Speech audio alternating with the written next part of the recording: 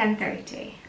All early morning customers fed, watered and home unscathed. Energy reserves practically zero. Fucks have well and truly fucked off.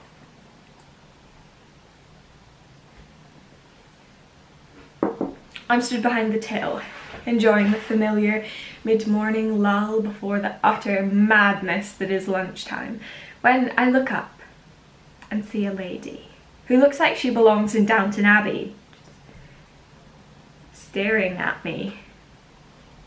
She's looking at me as though I'm some sort of urchin that she hasn't had the displeasure of coming across before and can't quite decide if I'm worth the humongous amount of energy it would take to turn her nose up at me. She asks me for a... wait for it. Extra skinny, extra flat, extra coconut cafe latte with an extra shot, and since it's Monday, half a speck of chocolate on the top. I've got a pretty good poker face, but even I can't hide how ridiculous she sounds. Unfortunately for me, little Miss Uppity Bum caught me smirking, and her mouth morphs into Little Miss Uppity Cat's Bum. And her eyes bulge out of their pristinely Botoxed sockets. She looks like if the Cookie Monster had just eaten a freshly made batch of wasps.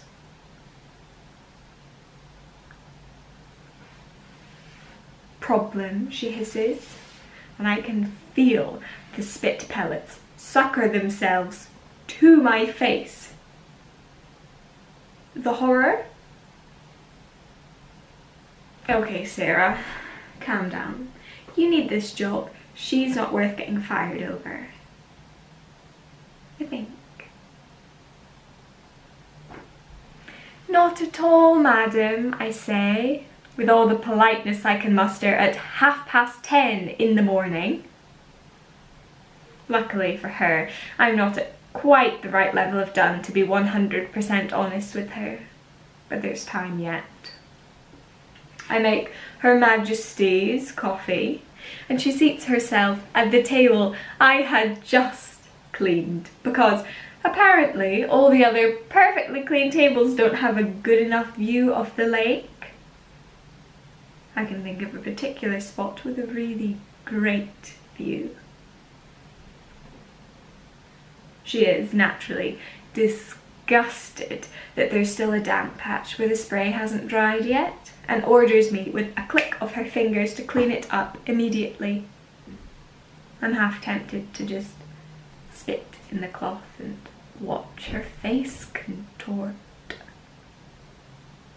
As I'm buffing the table, I see her gradually inching further and further away, as though I'm covered in muck, and if she dares come too close, her M&S trench coat will be forever commended to the rubbish pile, because I imagine she wouldn't be seen dead in a charity shop. I bring her the coffee. She sighs and says, "About time. How difficult is it to make a coffee?" I apologise and try to sound sincere, and she waves me away.